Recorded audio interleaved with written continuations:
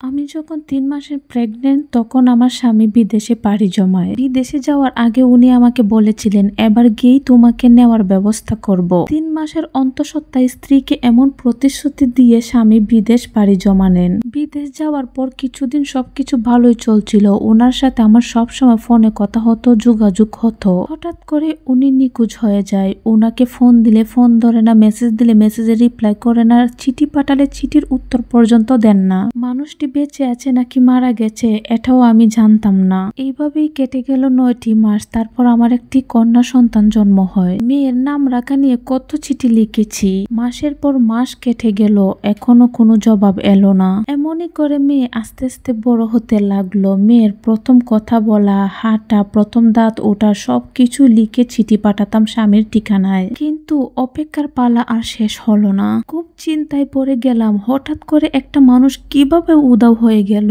কিভাবে হারিয়ে গেল।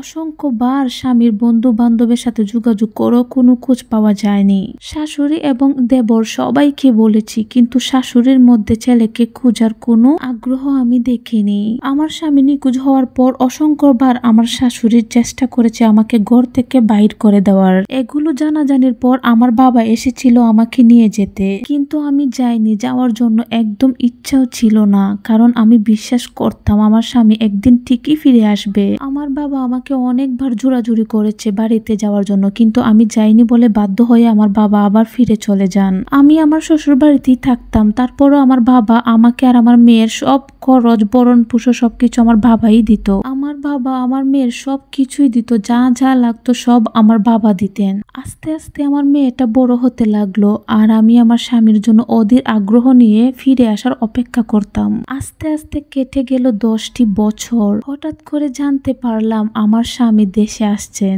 এটা শুনে আমি আনন্দে আত্মহারা হয়ে অভিমান সব ভুলে গেলাম। 10টা বছরের রাগ, অভিমান, ঘৃণা সবকিছু আমি ভুলে গেলাম যখন আমি শুনতে পেলাম আমার স্বামী দেশে আসছেন। 10 বছরে জমিয়ে রাখা সমস্ত যন্ত্রণা, মনে কত শত প্রশ্ন জমেছিল, তাও যেন মুহূর্তে হারিয়ে গেল। আমার সেই আনন্দটার দীর্ঘস্থায়ী হয়নি। আমি জানতে পারলাম 10 বছর আগে আমার স্বামী দ্বিতীয় বিয়ে করেছেন এবং সেই নারীকে নিজের সাথে করে নিয়ে গেছিলেন। সেই সাথে আরো জানতে পারলাম পাসপোর্ট করার জন্য সেদিন আমার স্বামী সিগনেচার নিয়েছিল, মূলত সেটা দ্বিতীয় বিয়ে করার অনুমোদনের জন্য।